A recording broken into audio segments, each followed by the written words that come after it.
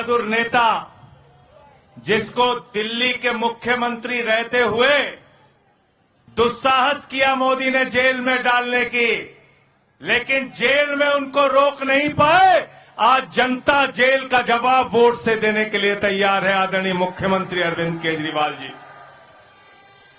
मंच पर मौजूद एनसीपी के, शिवसेना के, कांग्रेस के, आम आदमी पार्टी के, समाजवादी पार्टी के, इंडिया गठबंधन के सभी नेतागण, साथियों और दोस्तों, जब हम लोग आए तो यहां पर हमने छत्रपति शिवाजी महाराज के प्रतिमा पे माल्यार्पण किया।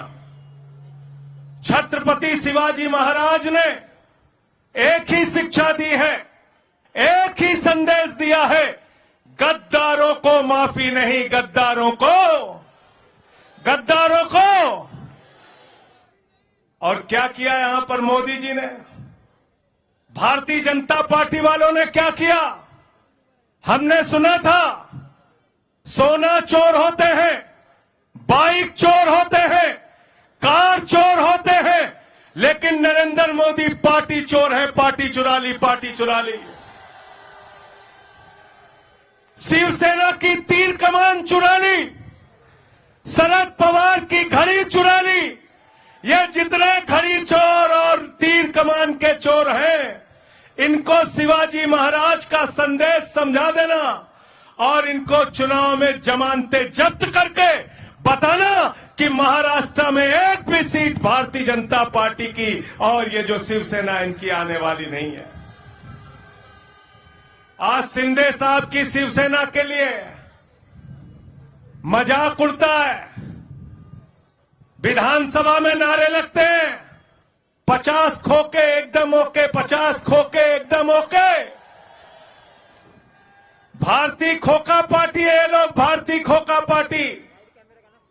इसलिए मैं आपसे कहने के लिए आया हूं, अपील करने के लिए आया हूं, देश के प्रधानमंत्री अलग अलग चुनाव के चरण में लगातार हारते जा रहे हैं, इसलिए उनका अपनी जुबान पे कोई कंट्रोल नहीं है, भाषा पे कोई कंट्रोल नहीं है। शरद पवार जी को भटकती आत्मा कहते हैं, उद्धव ठाकरे को नकली शिवसेना कहते हैं। मरने की कामना कर रहे हैं शरद पवार की, जिनकी उम्र 84 साल है। अपने वोट की ताकत से जवाब देना कि शरद पवार का, एनसीपी का, महाराष्ट्र का, मराठी लोगों की कितनी ताकत है। हम तुम्हारी जमानत जब्त कराएंगे और एनसीपी की ताकत बताने का काम करेंगे, इंडिया गठबंधन की ताकत बताने का काम करेंगे। मैं यहां पर इसलिए भी आया कि पूरा भिवंडी का इलाका यूपी के लोगों से, बिहार के लोगों से भरा पड़ा है। कितना जने सुल्तानपुर वाले हा भाई यहां आता सब जने ना, सुल्तानपुर, अमेठी, प्रतापगढ़, फैजाबाद, बस्ती, आजमगढ़, आ ना सब जने? हाथ उठाए बताओ सब जने, किसको जिताना है? किसको जिताना है? मामा को जिताना है, सुरेश भाई को जिताना है। यहां से ज्यादा लंबी बात नहीं करूंगा, मैं सिर्फ एक ही बात कहना चाहता हूं। नरेंद्र मोदी जी कहते हैं मोदी की गारंटी है, ये मोदी की गारंटी है। क्या गारंटी दिया 2014 से?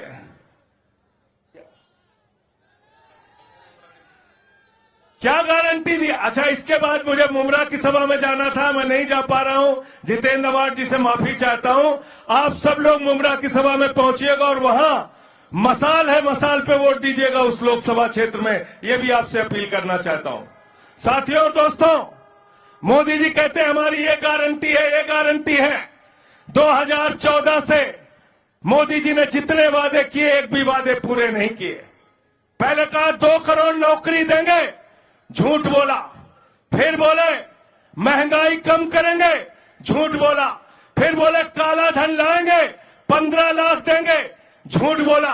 फिर बोले 15 अगस्त 2022 तक पक्का मकान देंगे, झूठ बोला। मैंने नरेंद्र मोदी जी से कहा, मोदी जी आपकी एक ही गारंटी है, झूठ बोलने की गारंटी,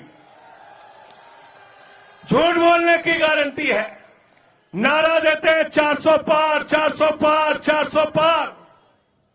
गए बंगाल में, कहने लगे 200 पार, 200 पार, 200 पार, वहां आई 73 सीट। आए महाराष्ट्र में, कहने लगे 150 पार, 150 पार, 150 पार, आई 105 सीट। गए कर्नाटक में, कहने लगे 130 पार, 130 पार, 130 पार, आई 65 सीट।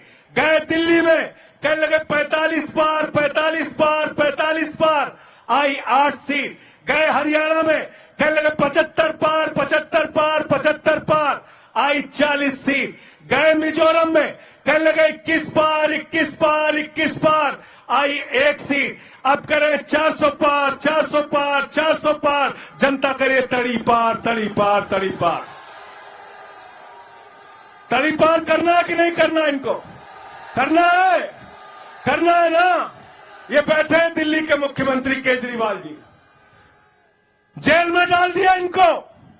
मुझे 6 महीने जेल में रखा, मनीष सिसोदिया जी को जेल में डाल दिया, सत्येंद्र जैन को जेल में डाल दिया। अरे केजरीवाल की आवाज को दबाना चाहते हो? जितनी भी कोशिश करोगे नरेंद्र मोदी जी, अरविंद केजरीवाल और मजबूत होकर तुमसे लड़ाई लड़ने के लिए तैयार रहेगा। अब केजरीवाल को पकड़ के जेल में डाल रहे हो। केजरीवाल तुम्हारी जेल से डरने वाले नहीं है। दिल्ली के लिए बिजली, पानी, शिक्षा, स्वास्थ्य, इस देश का भविष्य बनाने के लिए काम कर रहे हैं।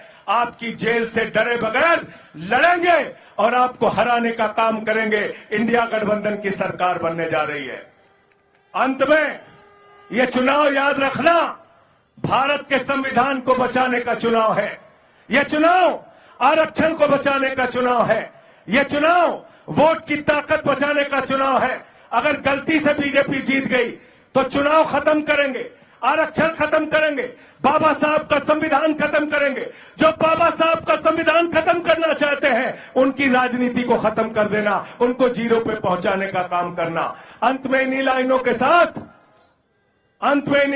साथ कि कैसे कैसे मंजर अभी आने लगे हैं और गाते गाते लोग चिल्लाने लगे हैं, बदल डालो अब इस तालाब के पानी को, कमल के फूल तो मुरझाने लगे हैं, कमल के फूल तो मुरझाने लगे हैं।